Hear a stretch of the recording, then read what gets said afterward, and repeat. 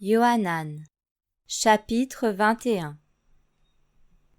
Après ces choses, Yehoshua se manifesta encore à ses disciples près de la mer de Tibériade, et il se manifesta de cette manière. Shimon Pétros, Thomas appelé Didymos, Nathanaël de Cana en Galilée, les fils de Zabdi, et deux autres de ses disciples étaient ensemble. Shimon Pétros leur dit : « Je vais pêcher. » Ils lui disent : « Nous allons aussi avec toi. » Ils partirent donc et montèrent aussitôt dans un bateau, mais ils ne prirent rien cette nuit-là. Le matin étant venu, Yehoshua se tint là sur le rivage, mais les disciples ne savaient pas que c'était Yehoshua. Alors Yehoshua leur dit : « Enfants, n'avez-vous pas du poisson grillé ? » Ils lui répondirent : « Non. » Et il leur dit : « Jetez le filet du côté droit du bateau, et vous en trouverez. » Ils le jetèrent donc, et ils ne pouvaient plus le retirer à cause de la grande quantité de poissons. Alors le disciple que Yehoshua aimait dit à Pétros : « C'est le Seigneur. » Shimon Pétros, ayant donc entendu que c'était le Seigneur, ceignit sa tunique, car il était nu, et se jeta dans la mer. Et les autres disciples vinrent avec le petit bateau, car il n'était pas loin de terre, mais seulement environ 200 coudées, traînant le filet de poisson.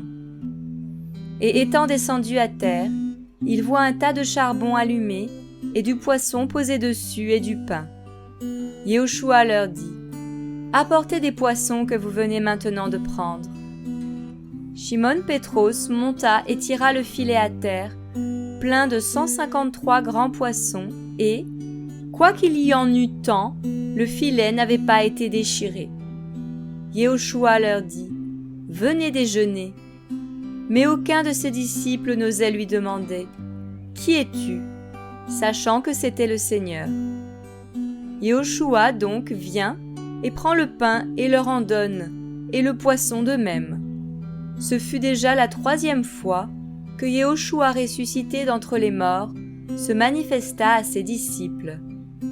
Après donc qu'ils eurent déjeuné, Yehoshua dit à Shimon Pétros : « Shimon, fils de Yona, m'aimes-tu plus que ceci ?»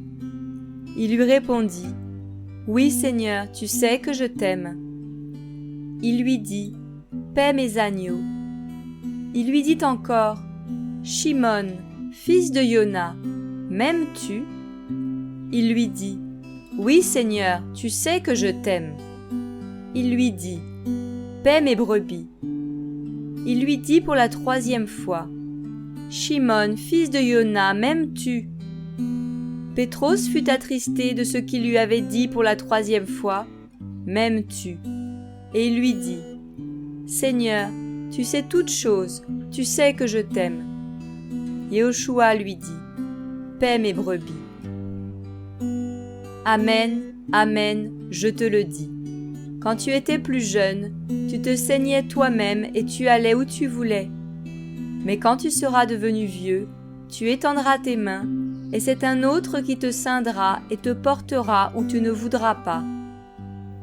Or, il dit cela pour indiquer par quelle mort il glorifiera Elohim. Et ayant ainsi parlé, il lui dit : « Suis-moi. » Mais Pétros, s'étant retourné, voit le disciple que Yehoshua aimait les suivre. Celui qui, pendant le souper, s'était penché sur sa poitrine et lui avait dit : « Seigneur, qui est celui qui te livre ?» En le voyant, Pétros dit à Yehoshua : « Et celui-ci, Seigneur ?» Yehoshua lui dit : « Si je veux qu'il demeure jusqu'à ce que je vienne, que t'importe ? Toi, suis-moi. » Cette parole donc se répandit parmi les frères, que ce disciple ne mourrait pas. Cependant, Yehoshua ne lui avait pas dit qu'il ne mourrait pas, mais « Si je veux qu'il demeure jusqu'à ce que je vienne, que t'importe ? » C'est ce disciple qui rend témoignage de ces choses et qui les a écrites. Et nous savons que son témoignage est digne de foi. Mais il y a encore beaucoup d'autres choses que Yehoshua a faites. Si on les écrivait une à une, je ne pense pas que le monde même pourrait contenir les livres écrits. Amen.